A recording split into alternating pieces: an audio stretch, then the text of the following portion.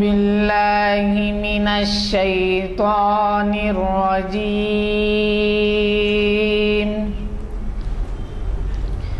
بسم اللہ الرحمن الرحیم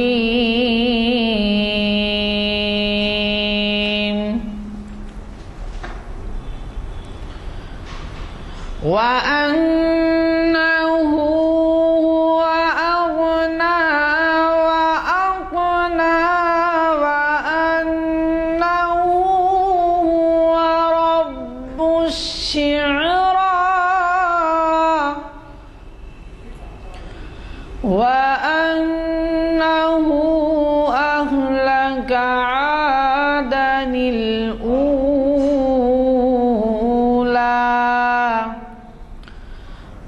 وَثَمُودَ فَمَا أَبْقَىٰ وَقَوْمَ نُوحٍ مِّن قَبْلُ إِنَّهُمْ كَانُوا هُمْ أَظْلَمَ وَأَطْغَىٰ وَالْمُؤْتَفِكَةَ أَهْوَىٰ فَغَشَّاهَا مَا غَشَّىٰ فَبِأَيِّ آلَاءِ رَبِّكَ تَتَمَارَىٰ هَٰذَا نَذِيرٌ مِّنَ الْأُولَىٰ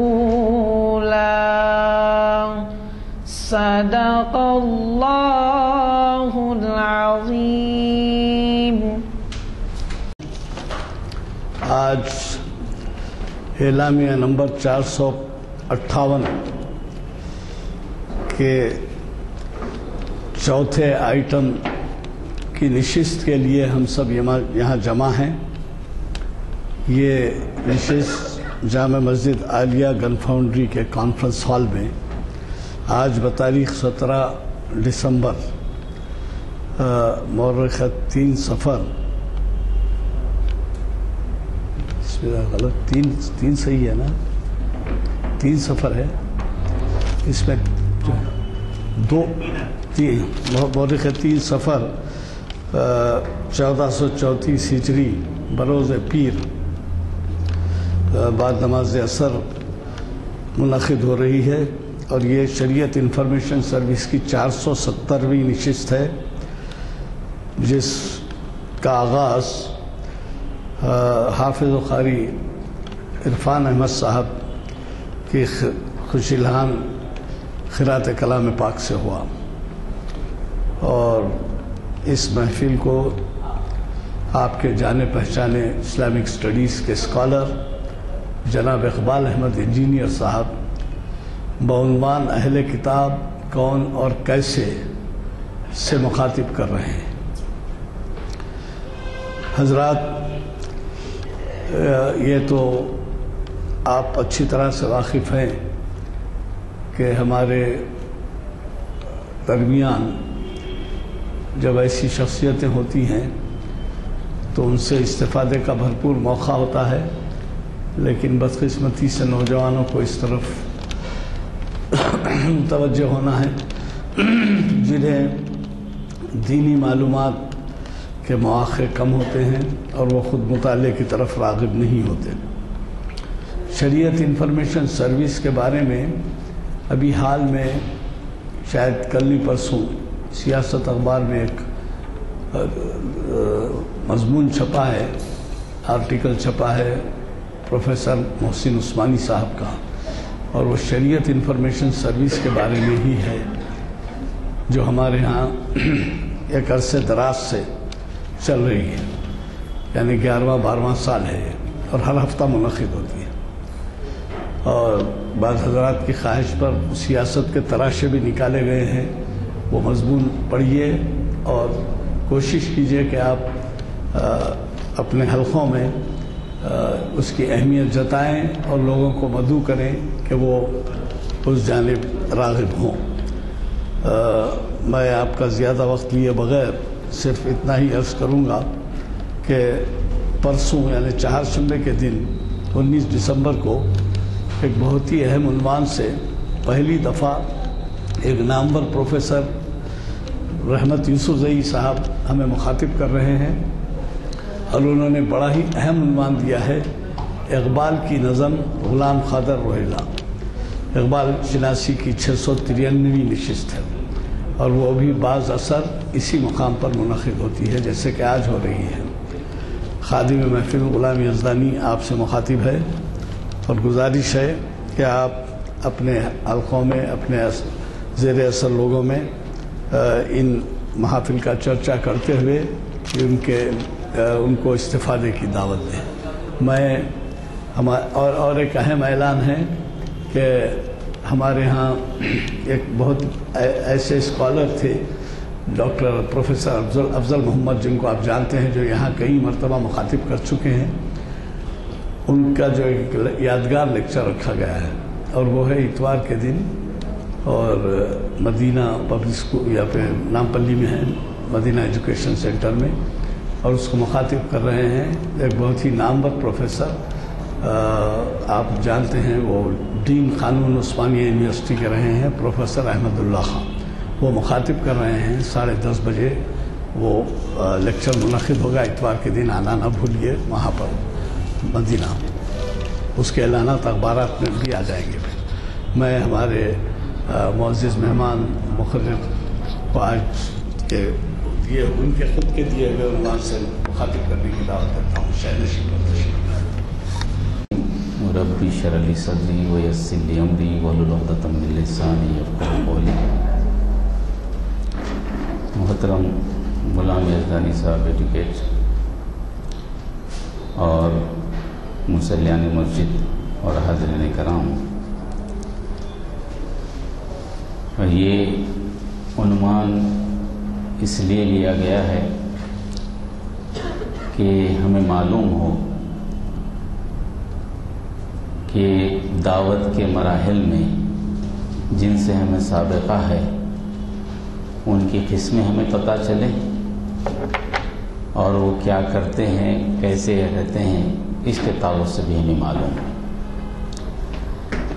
اب یہ دعوت کا مرحلہ ہی کیوں ہے؟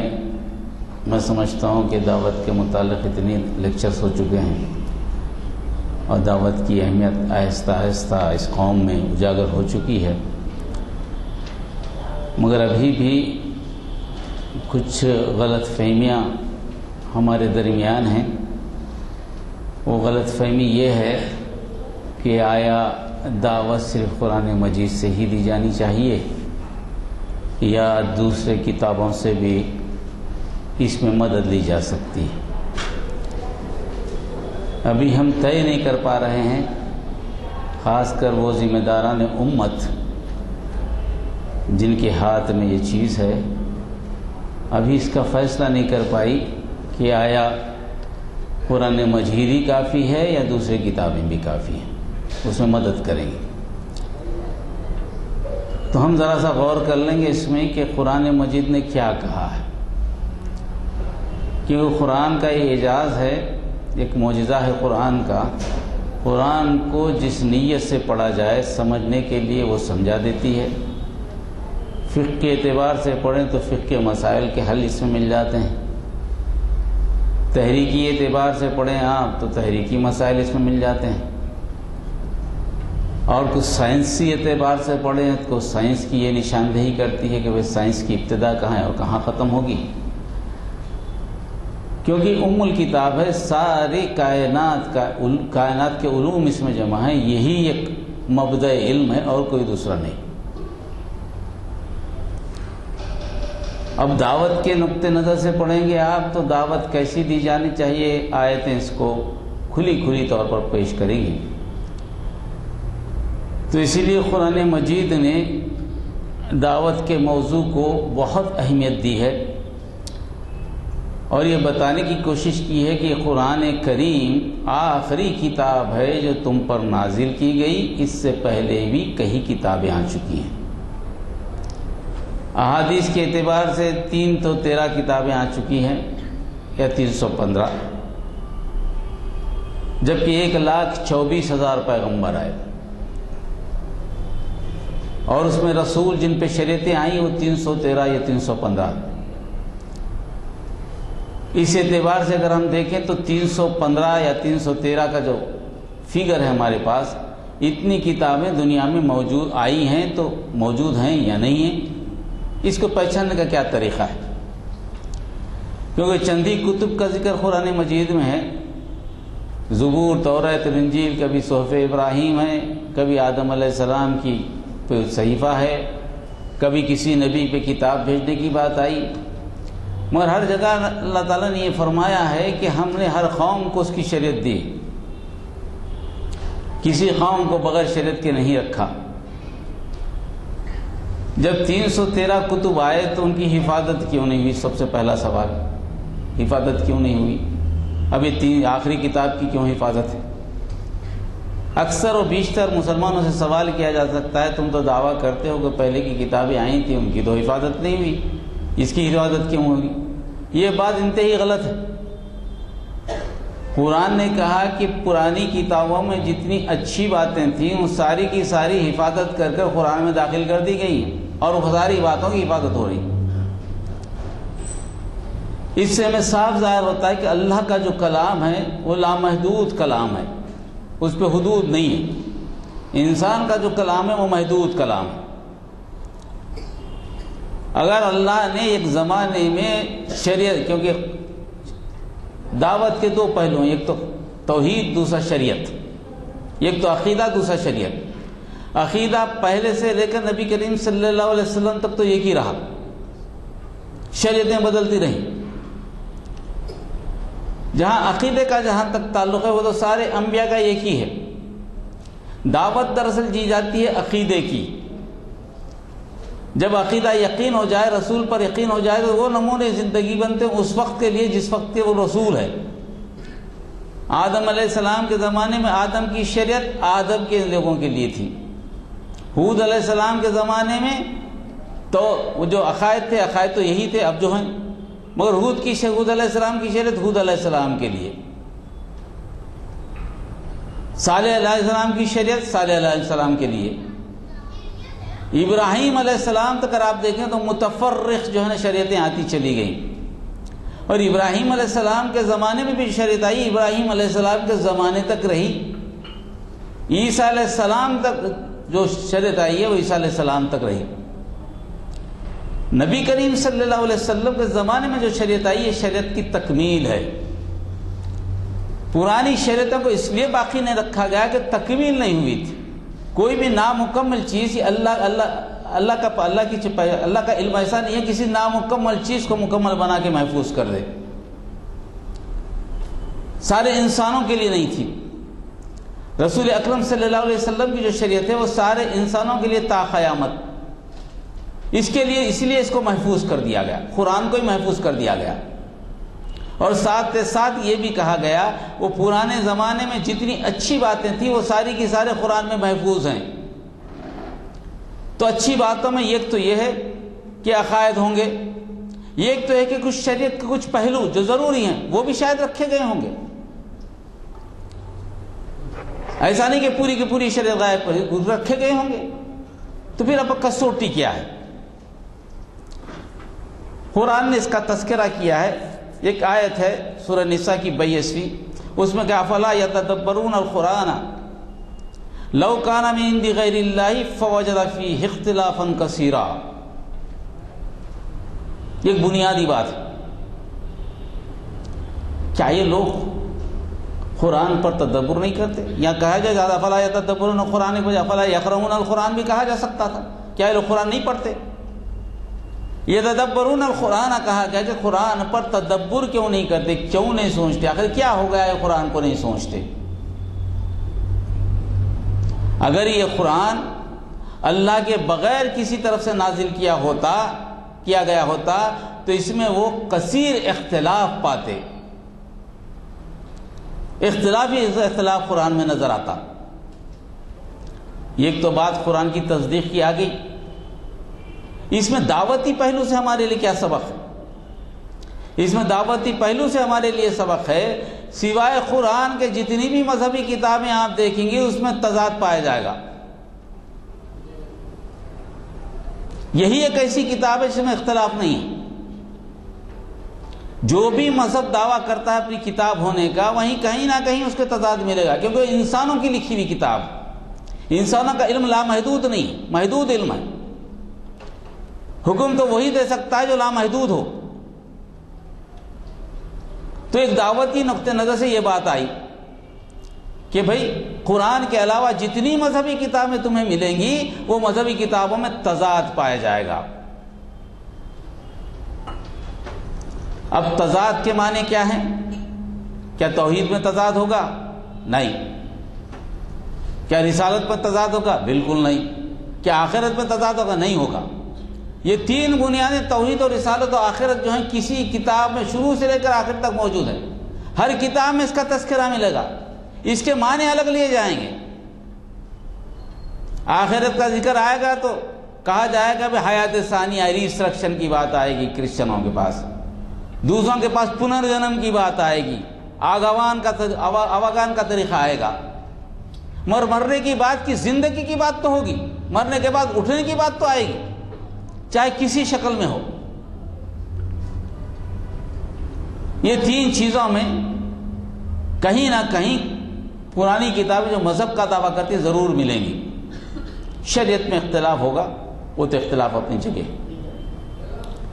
اس کے ساتھ ساتھ قرآن ایک اور اہم بات کی،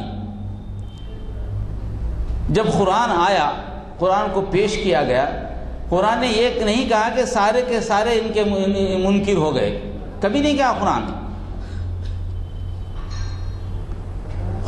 نے بڑے محتاط انداز میں آپ کو ترغیب دی کہ دعوت دو۔ کیا کہا قرآن نے؟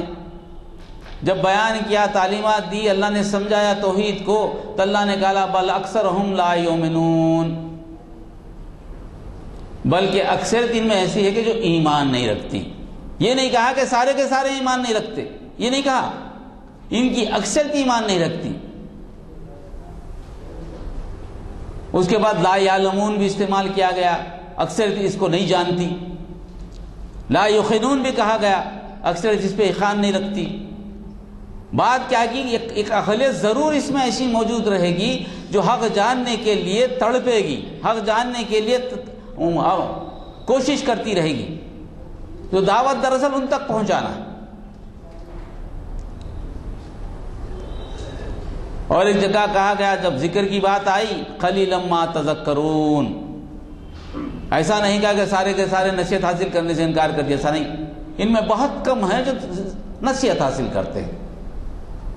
تو دنیا میں کبھی بھی ساری کائنات میں آخرت کی پوری زندگی میں دیکھیں، انسان کائنات کی زندگی میں انسانوں کا حال کچھ نہ کچھ ایسا مثبت عناصر اس میں موجود رہے جو حق کی تلاش میں رہے، ہر حق کی فکر میں رہے، نصیحت حاصل کرنے کے لیے رہے۔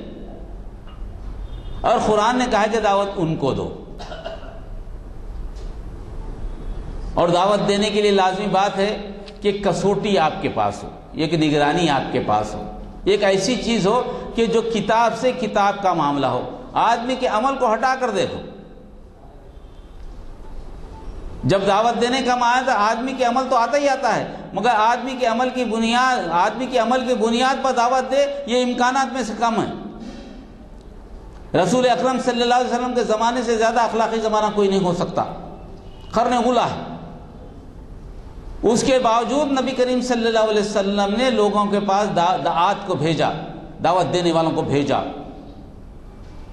اخلاق و کردار سے دین پھیلتا ہوتا تو نبی کریم صلی اللہ علیہ وسلم کے پاس کہتے کہ بھائی جانے کی آپ کو ضرورت نہیں ہے۔ دعوت کا کام یہ دراصل پرائمری ذمہ داری ہے مسلمانوں کے لیے۔ اور قرآن مجید کے تعلق سے کیا کہا گیا؟ ایک آیت ہے جو انزلنا الیک الکتاب بالحق مصدقا لما بین یدیہ من الکتاب ومحیمنا علیہ فاحکم بینہم بما انزل اللہ ولا تتبع اہواءہم کما جاءک من الحق۔ یہ اور ایک کسوٹی آپ کو دے دی قرآن مجید۔ ہم نے جو کتاب آپ کی طرف بھیجی ہے وہ کتاب حق ہے، اس کے علاوہ کوئی حق نہیں۔ جب قرآن کہتا ہے کہ حق ہے، اس کا دوسرا پہلو آپ کے سامنے آ جانا چاہیے کہ اس کے علاوہ کوئی حق نہیں۔ مصدقا لما بین یدہ من الکتاب، اور دوسری بات بتائیے، قرآن وہ ہے جو ان کے ہاتھوں میں کتاب ہے اس کی تصدیق کرنے کے لیے آیا، ان کو رد کرنے کے لیے نہیں آیا۔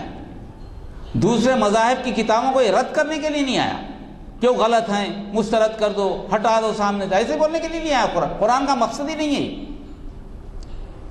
یہ دعوت کا طریقہ کار ہی نہیں ہے کہ تم جو عمل کرو غلط ہے، تمہاری کتاب غلط ہے، تمہارا عقیدہ غلط ہے، یہ بات نہیں ہے۔ بات کیسی ہو؟ بات علمی ہو، بات محبت سے ہو، بات سمجھانے والی ہو، تردید کرنے یا انکار کرنے والی، سمجھانے والی بات، مائل کرنے والی بات۔ جب آدمی کے پاس کوئی علم آ جائے تو آدمی کا کام یہ ہو جانے کہ جھک جانا چاہیے اس کو، علم پہ غرور نہیں کرتا ہے۔ قرآن یہ غرور نہیں سکھا رہا، قرآن یہ کہہ رہا ہے کہ آپ بولو کہ آپ کے ہاتھ میں جو کتاب ہے اس کی تصدیق کرتی ہے کتاب، اور کیا کرتی ہے؟ پہلی تو بات یہ کہ حق ہے، دوسری بات ہے کہ تمہارے ہاتھوں میں جو کتاب ہے تصدیق کرتی ہے۔ وہ اور چیز ہے محیمنا علیہ فحکم بینہم بما انزل اللہ، یہ کیا کرتی ہے؟ محافظ ہے، نگران کار ہے ان ساری کتابوں کا جو اس سے پہلے نازل ہو چکی ہیں۔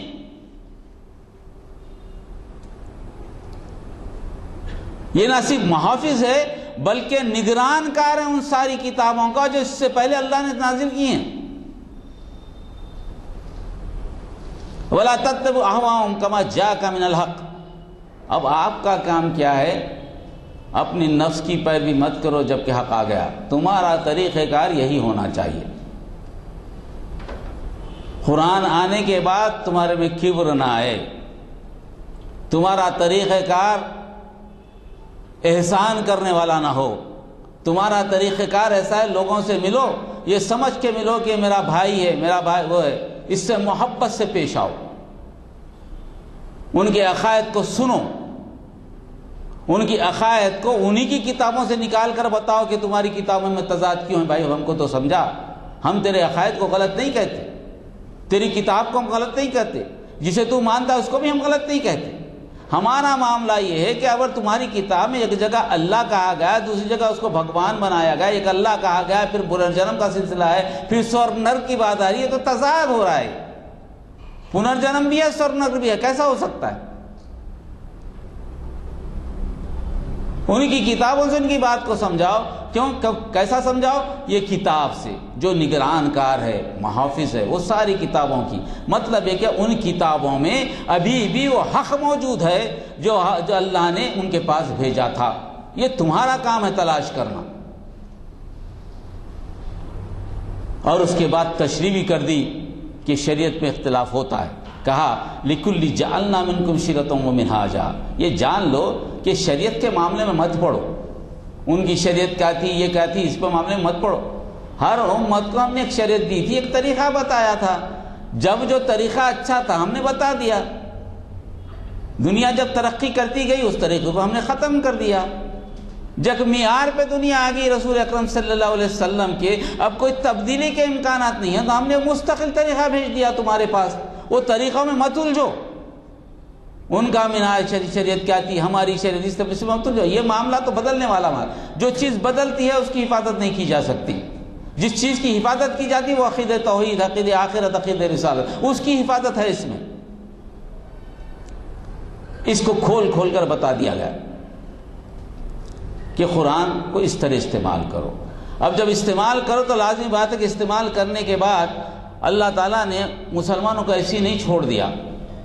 وہ خلیل لما تذکرون کی جو بات ہے بہت کم ہیں جو اس پر نصیحت حاصل کرتے ہیں۔ وہ نصیحت حاصل کرنے والے لوگ کون ہیں، کیسے ہیں، اس کو بھی قرآن نے تفصیل سے بتایا۔ دوسری اقوام بالکل ہی اللہ کا انکار کرتی ایسی نہیں ہے، ان میں بھی تڑپ ہے، اللہ کو پہچاننا چاہتی ہے، اللہ کو سمجھنا چاہتی ہے۔ تم ان تک پہنچو، ان لوگوں کو جانو جو چاہتے ہیں۔ تو اس میں ایک پہلو جو ہے نا، یعنی ان میں سالے لوگ بھی موجود ہیں، ایسا نہیں کہ سارے کے سارے بدکار ہیں، ایسا نہیں ہے۔ پہلی قسم کے لوگ جو اہل کتاب ہیں، اہل کتاب کا میں جو مفہوم لے رہا ہوں دعوتی اعتبار سے، میں فقہ کے اعتبار سے نہیں لڑ رہا ہوں، اس جھگڑوں میں نہیں پڑھنا چاہتا میں، فقہ کے جھگڑوں میں، کیونکہ فقہ کا معاملہ الگ ہے، میں فقہ میں کوئی وہ نہیں رکھتا، حیثیت نہیں رکھتا، میں داعی کے اعتبار سے بات کر رہا ہوں۔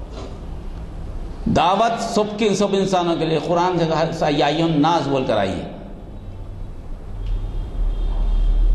اور دعوت بھی جو ہے یا ایھا الناس بول کے دیا گیا، یا ایھا الناس اعبدوا ربکم الذی، تو میں اس پہ دعوتی نقطہ نظر سے بات کروں۔ اہل کتاب کو میں یہ سمجھ میرا ایمان ہے، کیونکہ میں جب آیت پڑھتا ہوں قولوا آمنا باللہ وما انزل الینا، کہو ہم اللہ پر ایمان لائے، جو کچھ اللہ نے بھیجا اس پر ایمان لائے، وما انزل الی ابراہیم و اسماعیل و اسحاق والاسباط، اور ہم اس پر بھی ایمان لائے جو ابراہیم پر بھیجا گیا، اسماعیل علیہ السلام پر بھیجا گیا، اسحاق علیہ السلام پر بھیجا گیا، ان کی اولاد پر بھیجا گیا، وما اوتی موسیٰ و عیسیٰ، اور اس پر بھی ایمان لائے جو موسیٰ علیہ السلام کو دیا گیا، عیسیٰ علیہ السلام کو دیا گیا، وما اوتی النبیون من ربہم، اور وہ سارے انبیاء کو جو کچھ دیا گیا اس پر بھی ہمارا ایمان ہے، جو ہم نہیں جانتے،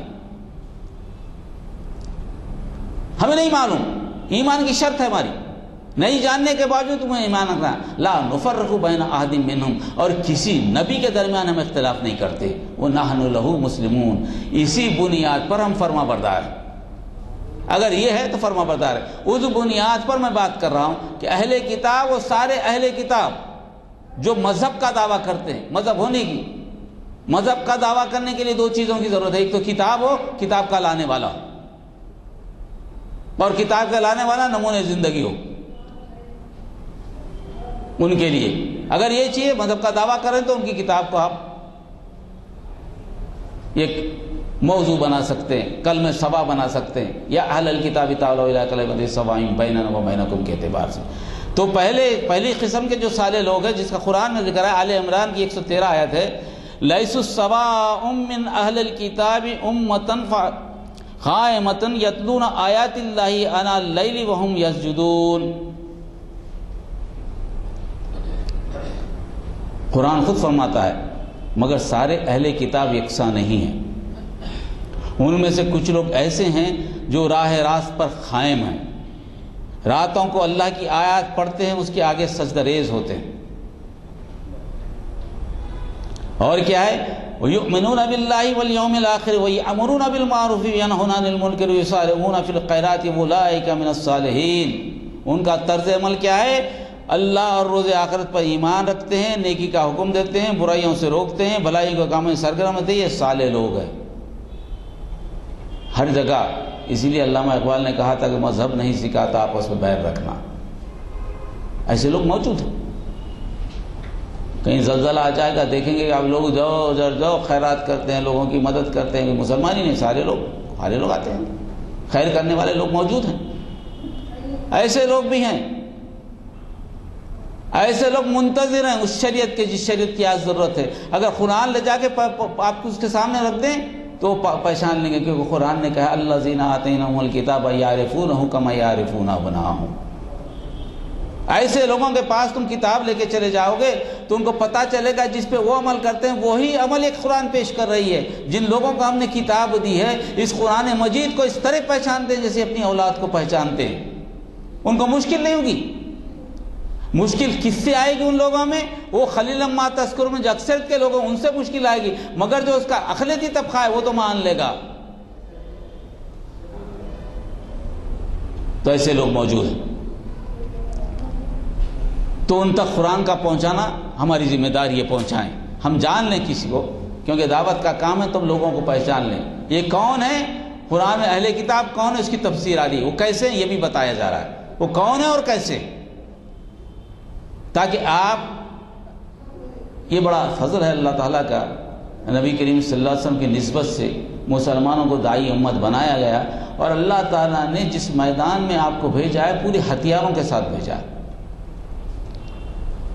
اور نشانے دے کر بھیجا ہے، اہداف دے کر بھیجا ہے، آپ کو ڈھونڈنے کی ضرورت نہیں ہے، آپ کے سامنے ہر چیز موجود ہے، کون سے لوگ کیسے ہیں، کدھر کے لوگ کیسے، قرآن پوری تفصیل سے اس پر روشنی ڈالتا ہے، آپ کو نئی طریقے سے معلوم کرنے کی ضرورت نہیں ہے، اور ایک معجزہ آپ کے ساتھ دے کر بھیجا ہے قرآن مجید، کیونکہ دعوت کے لیے ایک معجزے کی ضرورت پڑتی ہے، دعوت ایک معجزے کے طور پر قرآن مجید کو آپ کے سامنے، نحن نزلنا الذکر وانا لہ لحافظون، ہم نے ذکر کو نازل کیا ہے، ہم حفاظت کریں قیامت تک، ہمیشہ ہم اس کی حفاظت کریں گے. کوئی آدمی اس پہ رکھتی برابر کی تبدیلی نہیں کر سکتا, زیر و زبر کی تبدیلی نہیں کر سکتا, معنی و مفہوم کی تبدیلی نہیں کر سکتا.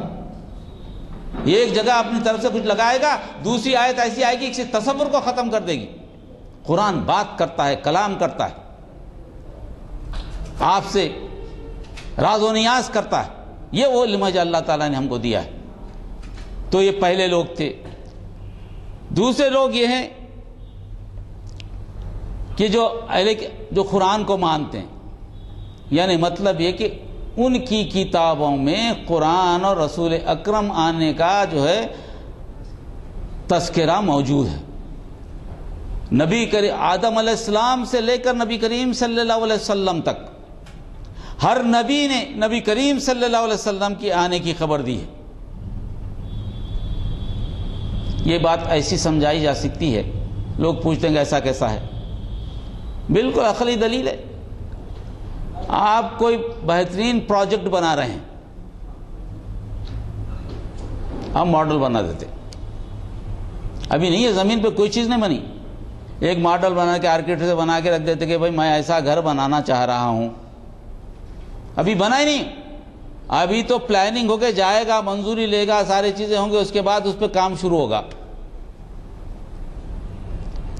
کیسے ممکن ہے کہ اللہ تعالیٰ دنیا کو بنانا چاہ رہا ہے, ایک ہی وقت میں تخلیق کر دیا, اور ایک دنیا میں کب آخری کتاب بھیجے گا, کون ہوگا آخری کتاب لانا ہے, اور اس کا تذکرہ نہ ہو؟ یہ ممکن ہے؟ ناممکن چیز. ایک انسان جو خلیفہ ہے اللہ کا, وہ اپنے کاموں میں آنے والے زمانے کو سوچتا ہے کہ میں ایسی بلڈنگ بناؤں گا, اور اللہ جو تم کو بھیجا وہ نہ سوچے کہ بھئی کون سے نبی کو بھیج رہا ہے, کون سی قرآن بھیج رہا ہے, وہ نہ سوچے. آپ سوال اٹھا رہے ہیں اس پہ, عقل پہ تو بیٹھتی نہیں بات. تو ایسے لوگ بھی اہل کتاب میں ملیں گے جو یہ تذکرے کو سمجھتے ہیں کہ نبی کریم صلی اللہ علیہ وسلم آخر میں آئیں گے اور وہ آخری نبی ہوں گے, اور ایک کتاب ان پر نازل ہوگی. جیسے کہ عیسیٰ علیہ السلام نے کہا جاتے وقت, میرے بعد وہ کمفرٹر آئے گا, میرا مددگار, جو میری بھولی ہوئی باتوں کو تمہیں یاد دلائے گا, اور اس کا جو تعلیم ہے وہ ابد تک رہے گی, ختم نہیں ہوگی. وہ تم کو ایسی ایسی باتیں بتائے گا جو میں تمہیں نہیں بتا سکتا. یہ چیزیں ہیں موسیٰ علیہ السلام کی اس میں ہیں, داؤد علیہ السلام کے زبور میں موجود ہے, اولڈ ٹیسٹمنٹ میں دیکھیں موجود ہے. ہر جگہ تذکرہ ہے نبی کریم صلی اللہ علیہ وسلم کا آنے کا. دیٹ پروفٹ تو ہر جگہ تذکرہ ہے. وہ نبی آنے والے ہیں, وہ نبی آنے والے ہیں, جس جگہ جا رہے ہیں وہ نبی آنے والے ہیں. جو ریسرچ ہو رہا ہے آج ہندوستانی مذاہب کا, اس میں بھی یہ تذکرہ ہم کو مل رہا ہے. تفسیر سے پراناس میں مل رہا ہے, وید میں مل رہا ہے, جو وید رہ گئی ہیں اپنشد کی شکل میں, ان میں مل رہا ہے. گیتا سے بھی کچھ لینے کی کوشش کر رہے ہیں, کیونکہ 5ویں وید گیتا بتا رہے ہیں. یہ ساری چیزیں مل رہی ہیں. اس کا یہ مطلب نہیں کہ ہم ان کتابوں کی تصدیق کر دیں کہ اللہ کی طرف سے, ہمارا یہ مطلب قطعی نہیں ہے. ہم یہ چاہ رہے ہیں کہ جن مذاہب پہ یہ چل رہے ہیں ان مذاہب میں یہ تذکرہ رہنا موجود ہے, ان کی مجبوری ہے, کیونکہ اللہ کی جو بیان ہے یہ آدمی کو سکت ہی نہیں ہے کہ اس توحید کے معاملے کو نکال کر اپنی کتابوں سے پھینک سکے. یہ آدمی کو اللہ تعالیٰ نے علم دیا ہی نہیں. بغیر توحید کے کوئی کتاب بنی ہی نہیں سکتی. ہمارے بھائیوں کے درمیان آج کل تو بھگوت گیتا ہے, رام ہے, رام جی کا تذکرہ آتا ہے, ان کا عقیدہ ہے, ہمیں بڑا احترام کرنا چاہیے. ہم یہ نہیں کہتے کہ بھئی آپ کا عقیدہ غلط ہے, نعوذ باللہ, صحیح ہوگا, صحیح سے ہوگا. اور ہمارا سوال یہ ہوتا ہے کہ جب رام جی کو آپ مریادہ پروشوتم کہتے ہیں, یعنی بہت رحم دل آدمیوں میں سب سے بڑا, آدمیوں میں سب سے بڑا کہتے ہیں, ایک جگہ پھر بھگوان کہتے ہیں. اب بھگوان کا مطلب بھی بھاگیاوان, قسمت والا, دھنوان کی تیرے دولت والے. تو اب اس میں کانٹرڈکشن بتائیے ہمیں مسئلہ نہیں ہے کہ آپ کی عقیدہ آپ کی جگہ صحیح ہوگا, مگر یہ کیا بات ہے؟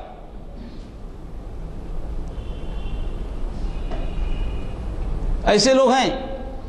آپ ہمارے درمیان جن لوگوں کو ہدایت ملی ہے, جو بڑے پجاری تھے, ہم سے جب گفتگو ہوئی ہے انہوں نے یہ بتلایا ہے، واللہ اعلم، انہوں نے جو بتلایا بہت ممکن ہو صحیح کہہ رہا ہوں، میں تصدیق اس لیے نہیں کر سکتا کہ میرے پاس کوئی ضرورت، ان کی گفتگو سے پتہ ہی چلا کہ جب پجاری آخری وقت ختم کرتا ہے، جب نکل کر بڑا پجاری بننا چاہتا ہے تو آخری سبق پڑھایا جاتا ہے اور اس کو یہ کہا جاتا ہے کہ اس کو محفوظ رکھنا، کسی کو نہیں بتانا، کسی کو نہیں بتانا، جن انسانوں کو بھی نہیں بتانا جو مسلمان ہوئے ہمارے درمیان ہیں اس وقت۔ انہوں نے کہا کہ آخری جو پیغمبر آنے والے تھے ویدوں کے تعارف سے، وہ آ چکے، وہ عرب میں ہیں۔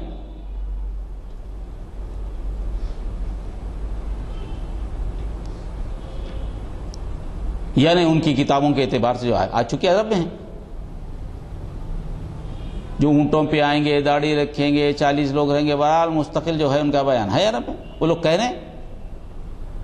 تو میرا بتانے کا مقصد یہ ہے کہ ایسے معیار پر جا کر جہاں قوم کی یعنی مذہبی قیادت جن کو دی گئی، جب انہوں نے اس چیز کو دیکھا ہے قرآن مجید کو، تو انہوں نے اس کو قبول کیا ہے۔ اسی بات کو قرآن کہہ رہا ہے، وَإِن مِّنْ أَهْلِ الْكِتَابِ لَمَنْ يُؤْمِنُ بِاللَّهِ وَمَا أُنزِلَ إِلَيْكُمْ وَمَا أُنزِلَ إِلَيْهِمْ خَاشِعِينَ لِلَّهِ لَا يَشْتَرُونَ بِآيَاتِ اللَّهِ ثَمَنًا قَلِيلًا أُولَٰئِكَ لَهُمْ أَجْرُهُمْ عِندَ رَبِّهِمْ إِنَّ اللَّهَ سَرِيعُ الْحِسَابِ۔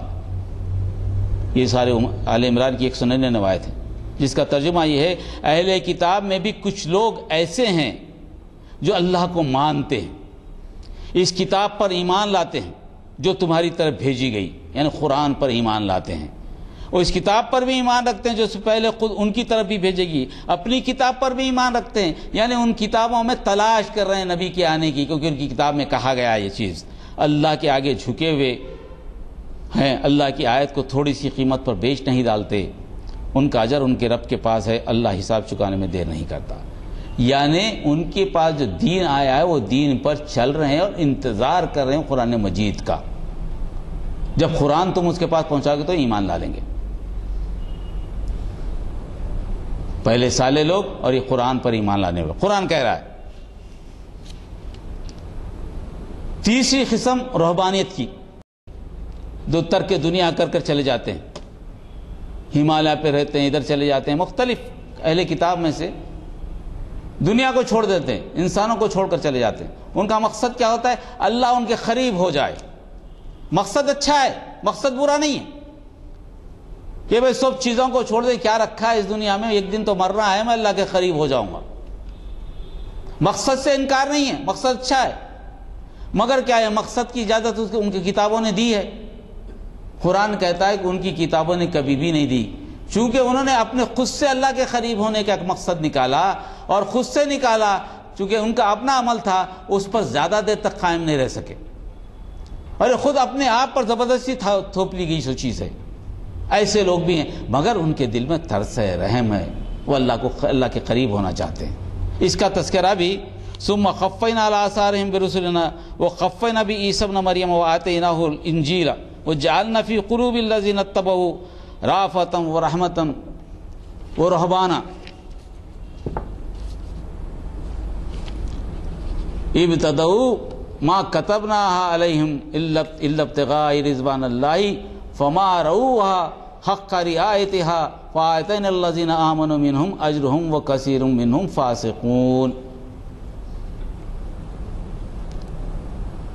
تو آپ اکثر اپنے اطراف میں مذاہب میں دیکھیں گے رہبانیت کا تذکرہ، رہبانیت ہے پہاڑوں پہ زندگی گزارنا، لوگوں کو چھوڑ کر چلے جانا، لوگوں کے درمیان سے اپنے آپ کو الگ تھلگ کر لینا تاکہ اللہ کی خوشنودی حاصل۔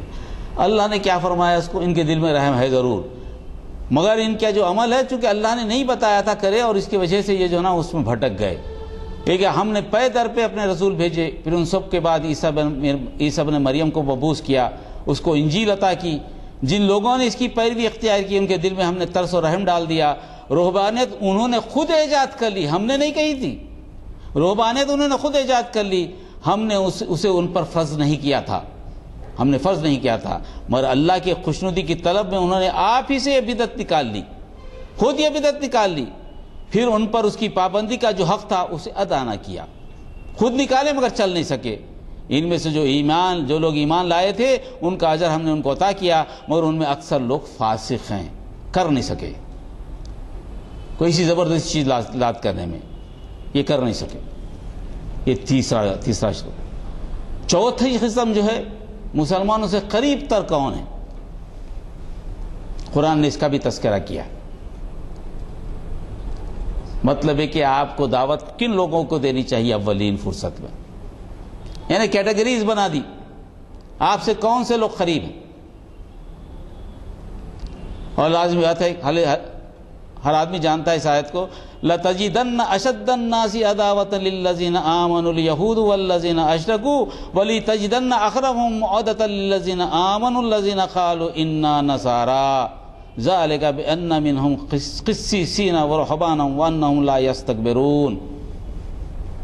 بڑی کھلی آیت جو آپ کو میدان عمل میں کرنا ہے، لوگوں کی تقسیم کر کے بتا دیا کس سے کیسی بات کرنا چاہیے، کس سے کیسا پیش آنا چاہیے، کون لوگ جو تمہاری طرف قریب آتے ہیں. آپ کیا کریں گے؟ جو زیادہ جلدی قریب آتے ہیں ان کے پاس جائیں گے کہ بھائی جلدی سے آ جائیں اس میں، کیونکہ آپ کا مقصد کیا ہے؟ آپ کا مقصد لوگوں کو دوزخ کی آگ سے بچانا ہے. آپ کا مقصد لوگوں کو دوزخ میں جانے سے بچانا ہے. یہ آپ کی ذمہ داری ہے.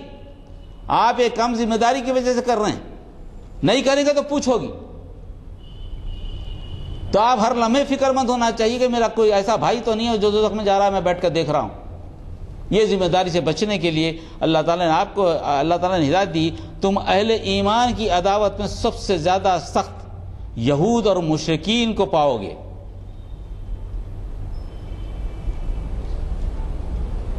یہود اور مشرکین کو پاؤ گے.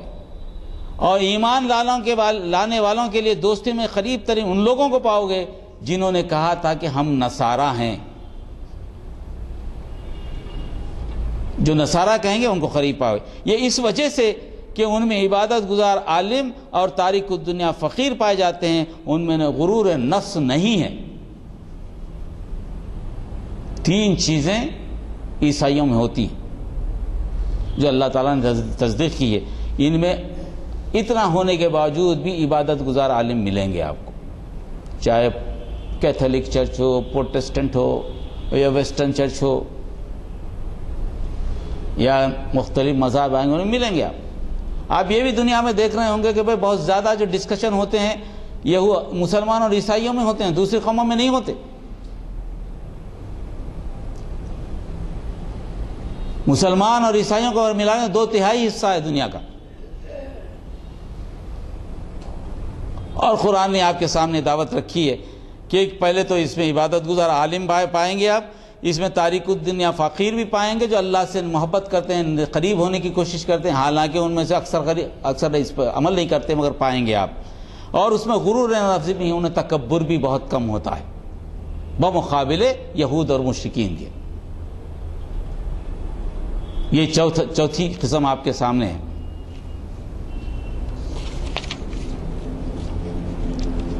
اور پانچویں قسم جسے محفوظ رہنے کے لیے اللہ تعالیٰ نے ہمیں کہا ہے،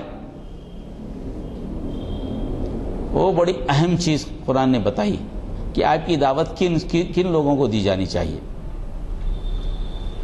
اور کن لوگوں سے آپ کا مقابلہ ہوگا تو آپ کو احتیاط برتنی چاہیے. اہل کتاب میں کون لوگ ہیں اور کیسے لوگ ہیں جن کو ان کو بھی دعوت دینا ہے آپ کو، اور دعوت دیتے وقت ذرا احتیاط بھی برتیے. ان کا عمل کیا ہے اس عمل کو سامنے رکھیے، وہ کس طرح اپنی زندگی گزار رہے ہیں ان کو سامنے رکھ کر ویسی دعوت دیجیے. تو یہاں دعوت انذار کی ہوگی، یہاں دعوت ان کو ڈرانے کی ہوگی، یہاں دعوت ان کو انجام کیا ہے بتانے کی ہوگی. موت کا خوف دلانا، جہنم کا خوف دلانا، اور جو کچھ وہ کر رہے ہیں ان کی ایک ایک چیز کا حساب لیا جا رہا ہے. یہ دعوت ہوگی ان کو. وہاں سمجھانے والی دعوت ہوگی جہاں عام لوگ ہیں، جن لوگوں کی میں بات کرنے والا ہوں، یہاں ڈرانے والی بات ہوگی. جو تم کر رہے ہو وہ جو ہے اللہ پکڑے گا ضرور، تم بچو گے نہیں. وہ جو قرآن کی آیت ہے وہ ہے یا ایھا الذین آمنوا، سورۃ توبہ کی 34ویں آیت، یا ایھا الذین آمنوا ان کثیرا من الاحبار والرہبان لیأکلون اموال الناس بالباطل ویصدون عن سبیل اللہ والذین یکنزون الذھب والفضة ولا ينفقونها فی سبیل اللہ فبشرہم بعذاب علیم. یہ دعوت دینے کا طریقہ. اس سے پہلے جتنی آیتیں میں بتاؤں لوگوں تک پہنچ کر ان کو سمجھانا، ان سے ملنا، بار بار ملنا، ان کے قریب جانا، ان کے اچھے برے میں ساتھ دینا، یہ بات ہے۔ مگر جہاں یہ بات آ رہی ہے یہاں کہہ رہا ہے کہ یہ سمجھنے والے نہیں ہیں، ان کو تو آپ بتائیے، ان کو تو ہتھوڑا بتائیے جب تک یہ نہیں سن رہے۔ قرآن کہتا ہے لوگوں جو ایمان لائے ہو ان اہل کتاب کے اکثر علماء اور درویشوں کا حال یہ ہے کہ وہ لوگوں کے مال باطل طریقوں سے کھاتے ہیں۔ ان کے پاس کتاب موجود ہے، وہ علم رکھتے ہیں، یا نبی آپ کے آنے کی ان کو خبر ہے، ایسا نہیں ہے کہ وہ نہیں جانتے۔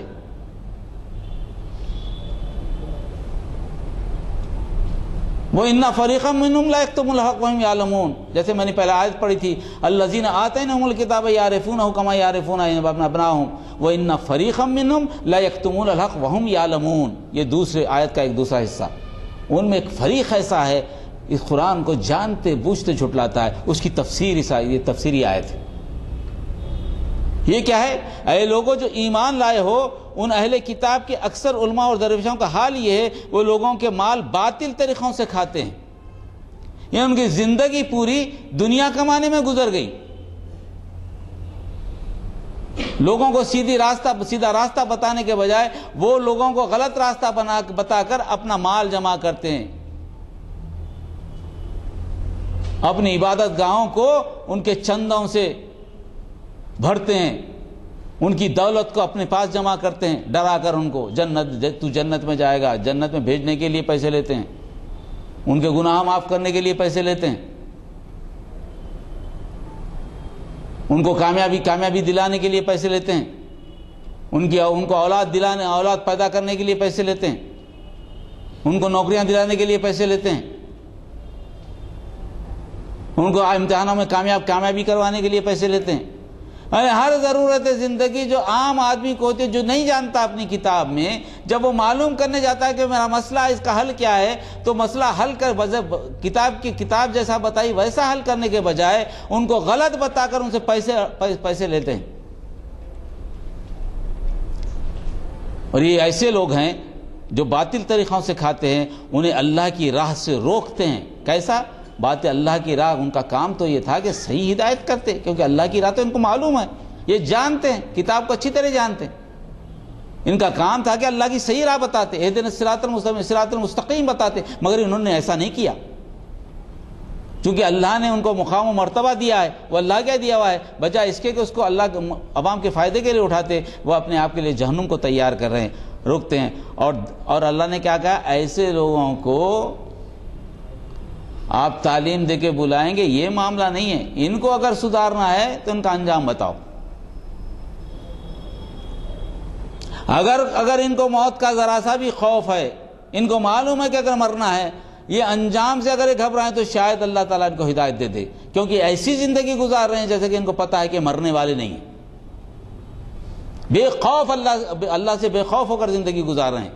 تو اللہ نے کہا کہ ایسے لوگ جو کسی بھی مذہب میں اپنے اونچائی پر رہتے ہیں، لوگوں کو گمراہ کرتے ہیں، وہ کتاب کو نہیں بتاتے جو کتاب میں لکھا ہے، عام آدمی کو گمراہ کرتے ہیں، ان سے جب تم بات کرو دو ٹوک بات کرو،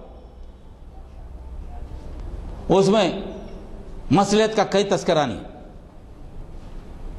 ادعو الی سبیل ربک بالحکمۃ والموعظۃ الحسنہ، یہ نہیں، حکمہ موعظہ ہے نہیں اس میں، کیونکہ ان کو تو ذمہ دار بنایا گیا تھا، ان کو تو مقام دیا گیا تھا، انہوں نے اپنے مقام کا غلط فائدہ اٹھایا، ان کی وجہ سے دنیا پوری بھٹک رہی ہے، یہ تو ذمہ دار ہیں، ان کو تو سزا ملنی چاہیے، اور ان کی سزا ہم نے طے کر رکھی ہے، اس لیے پہلے سے ان کو یاد دلا دو۔ اسی لیے کہا فبشرہم بعذاب الیم، بشارت تو اچھی چیز کی دی جاتی ہے نا، بشارت کا مطلب عام طور پہ ہم لیتے ہیں اچھی چیز، اچھی خبر کو بشارت کرتے۔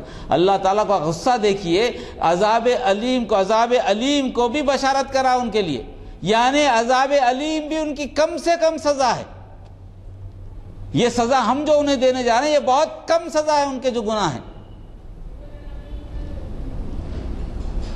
جن میں اللہ تعالیٰ ان کو گھیر لے گا، بہت سخت گناہ، کتاب کو جانتے بوجھتے اپنی چلانے کے لیے، تیری کیا حقیقت ہے، تیری پیدائش بھی تیرے اختیار میں نہیں، تیرا مرنا بھی تیرے اختیار میں نہیں، زندگی کا کوئی فیصلہ تو کر لے مگر نتیجہ تو اللہ کے اختیار میں. مگر تو کہاں سے سردار بن گیا؟ تو کہاں سے کسی کو نفع و نقصان دینے والا بن گیا؟ کسی کو اولاد دینے والا تو کہاں سے بن گیا؟ کسی کو اقتدار دلانے والا تو کہاں سے بن گیا؟ خود اپنا پیٹ بھرنے کے لیے تجھے کھانا کھانا پڑتا ہے. کوئی کھانا خود بخود سے تجھے پیٹ نہیں بھرتا تیرا. تو اپنی صحت رکھنے کے لیے تجھے بیت الخلا کو جانا پڑتا ہے. ہر لحاظ سے تو مجبور ہے. تو اتنا مجبور ہے کہ تو اپنی مجبوریوں سے باہر نہیں آتا اور دوسرے مجبوریوں کو حل کرنے چلا ہے. کیسا ممکن ہے؟ تیرے کو تو یہ پیغام دیا گیا تھا ان مجبوریوں کو حل کرنے کا طریقہ سوائے اللہ کے کسی کے پاس نہیں ہے. تو نے وہ پیغام کو چھپا دیا اور خود ذمہ دار بن گیا. اللہ کی جگہ تو نے لے لی. اور یہ ایسا کام ہے جو اللہ تعالیٰ بہت بہت خفا ہونے والا ان لوگوں کو بخشنا ہے. اسی لیے جہاں جیسی ایسی سخت آیت آئی، جہاں اللہ کا غصہ آتا ہے، جہاں اللہ جو ہے بندوں کو بتانا چاہتا ہے کہ اللہ کس چیز سے خفا ہے، حالانکہ ایسا معاملہ ہے اللہ سے بندوں کی محبت کا یہ عالم ہے کہ کہا گیا اگر کسی اللہ کو جاننے والے کو کسی کانٹا بھی چبھ جائے، مسلمان کو اگر کانٹا چبھ جائے تو اللہ تعالیٰ یہ کہتا ہے اس کی کم سے کم جو ہے نا جو چھوٹے گناہ ہیں وہ معاف کر دی جائیں گے. بخار آتا ہے ہلکا سا تو کہا جاتا ہے کہ اس کے گناہ معاف ہوں گے. وضو کر کے گھر سے چلتا ہے تو ہر قدم پر اس کے گناہ معاف ہوتے ہیں. اللہ کی چاہت کا یہ عمال میں کفار و مشرک ہے ساری زندگی کافروں میں گزارا. اللہ کے انکار میں. کافر کا مطلب اللہ کا جانتے بوجھتے کسی چیز کو ٹھکرانا. کافر کا مطلب گالی دینا نہیں ہے. کافر کا مطلب کفر کرنے کا مطلب یہ جانتے بوجھتے ٹھکرا دینا. اللہ تعالیٰ نے خود اپنے لیے کفر کا استعمال کیا. ان تجتنبوا کبائر تنہون عنکم یکفر عنکم سیئاتکم یدخلکم جنات تجری من تحتها الانہار. اگر تم بڑے بڑے گناہوں سے بچ جاؤ یکفر عنکم سیئاتکم، ہم تمہارے چھوٹے گناہوں کو ہٹا دیں گے، چھپا دیں گے. کفر کا مطلب ہے چھپا دینے والا. کافر اسے کہا جاتا ہے جو جانتے بوجھتے اللہ کو چھپاتا ہے. اس کا مقصد یہ تھا کہ اللہ کو بتانا چاہیے تھا، بتایا نہیں. مومن کیا ہے؟ جاننے کے بعد ایمان لا لیا، لوگوں کو بتا رہا ہے. کافر کیا ہے؟ اللہ کو جان لیا مگر اس کو چھپا رہا ہے. جہاں جہاں کفر کا لفظ آیا تو یہ سمجھ لینا چاہیے کہ وہ اللہ تعالیٰ جس کو کافر کہہ رہا ہے اس کا مطلب یہ کہ جس کو کافر کہہ رہا ہے اللہ یہ کہہ رہا ہے کہ وہ جو میں کہہ رہا ہوں وہ اس کو اچھی طرح سمجھ لیا ہے، اس کے بعد انکار کر رہا ہے. تو یہاں بھی یہ کہا کہ فبشرهم بعذاب علیم، اور ان کو بشارت دیجئے کہ وہ دردناک عذاب میں مبتلا ہوں گے. یہ جو ہے 5 قسم کے لوگوں کی ہم نے بات کی ہے. یہی لوگ ملیں گے آپ کو سارے مذاہب میں. آج دنیا میں فساد کی وجہ یہ ہے، یہ جو آخری میں نے پڑھی ہے یہ لوگوں کی وجہ سے فساد ہے، اور کوئی دوسری وجہ نہیں. جن مذاہب کے علماء ہیں اگر واقع وہ ان کو جانتے ہوتے تو یہ مسئلہ نہیں ہوتا. ہمارے برادر وطن بھی ان کا دھرم صحیح دھرم کیا ہے اس سے واقف نہیں ہے. نہ وید پڑھتے ہیں نہ اپنشد پڑھتے ہیں. یہ دو ابھی بھی حالانکہ ہندو مذہب یہ سمجھتا ہے کہ یہی اصل مذہب ہے، مگر یہ سنسکرت نہیں جانتے، اس کو پڑھتے نہیں، معلوم ہی نہیں کیا مذہب ہے. اگر وید اور اپنشد پڑھنے لگے تو اسلام کے بہت قریب آ جائیں گے، مگر پڑھتے نہیں. اس کے بجائے زیادہ ہمارے بھائیوں کی اکثریت اس کو پڑھتی ہے، پراناس کو پڑھتی ہے. پراناس کا کوئی تعلق یہ وید سے نہیں ہے. پرانا کدھر سے آئے نہیں معلوم، مگر کہا جاتا ہے کہ مہادیو نے سب سے پہلے جو الفاظ کہے تھے وہ پراناس ہے، مگر اس کا کوئی ثبوت آج تک ہندو مذہب میں نہیں ملا. تحقیق جاری، ہم بیداری جاری، اب تک تو نہیں ملا. ہم تو کہتے کہ بتائیے کہاں سے آیا. تخلیق آدم میں تخلیق آدم کا جو تفسیر کائنات کا جو تذکرہ ہے جسے مہادیو کو اہمیت دی گئی. منوسمرتی الگ کہتا ہے، مہادیو الگ کہتا ہے. آپ کے ایک ہی مذہب میں منوسمرتی تخلیق کائنات کو الگ بتاتی ہے، آپ کے وہی مذہب میں مہادیو الگ بتاتے ہیں تخلیق ہے. کون سی تخلیق ہے؟ کون سی تخلیق صحیح ہے؟ بتاؤ تو صحیح، کس کو مانے؟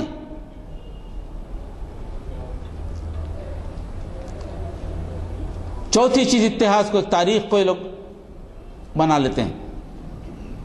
کوئی کتاب سے تعلق نہیں ہے اس کا. اگر کتاب آپ اٹھا کے دیکھیں ان کی کتابوں کو، یقین جانیے بہت ساری ایسی چیزیں ملیں گی جو آپ کے مماثل ہیں، ایسا معلوم ہوتا ہے کہ کوئی چیز ایسی ہے جو اس میں بتائی جا رہی ہے۔ تو یہ چیزیں ہیں، اللہ تعالیٰ سے دعا ہے کہ اللہ تعالیٰ آپ کو ہم کو سمجھنے کی توفیق عطا فرمائے۔ اہل کتاب کی میں نے 5 قسمیں اس لیے بتائی ہیں، یہ دراصل بنیاد ہے دعوت کی۔ جب آپ اس کو سمجھ لیں تو دعوت دینے میں بڑی آسانی، اس کو نہیں سمجھیں گے دعوت دینا مشکل ہے، کیونکہ آپ ایسے آدمی کے پاس چلے جائیں جو اللہ پر ایمان رکھتا ہے، اس کو اللہ کے ایمان کی دعوت دے رہے ہیں، بات غلط ہے، قرآن کی دعوت دیجیے اس کو۔ تو یہ چیزیں اللہ تعالیٰ آپ کو ہم کو سمجھنے کی توفیق عطا فرمائے۔ ربنا لا تزغ قلوبنا بعد إذ هديتنا وهب لنا من لدنك رحمة وإنك أنت الوهاب سبحان ربك رب العزة عما يصفون وسلام۔ آپ سے کہ ہمارے مقررین کافی گہرائیوں میں لے جاتے ہیں، آپ کو خود اندازہ ہوا ہوگا کہ کتنا پرمغز خطاب تھا، اور یہ اس لیے بھی بڑی اہمیت رکھتا ہے کہ ہمیں ان تمام پہلوؤں پر غور کرنے کا موقع کم ملتا ہے جن پر کہ وضاحت پیش کی گئی، ہمارے مقرر صاحب نے تار تار کر کے سمجھایا۔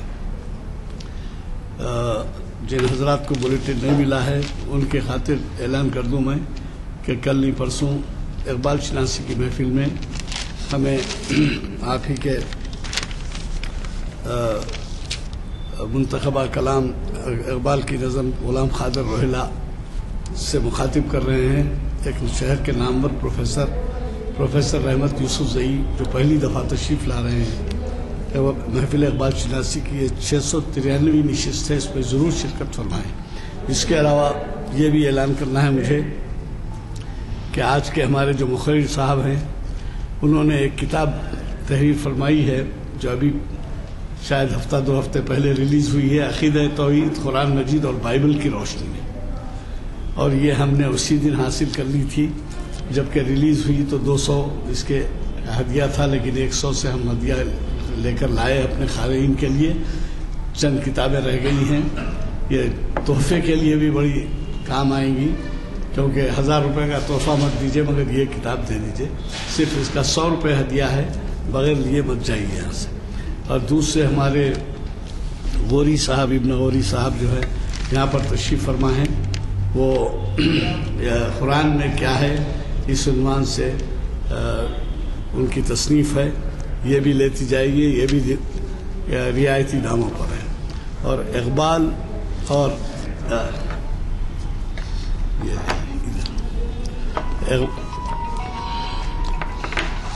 کلام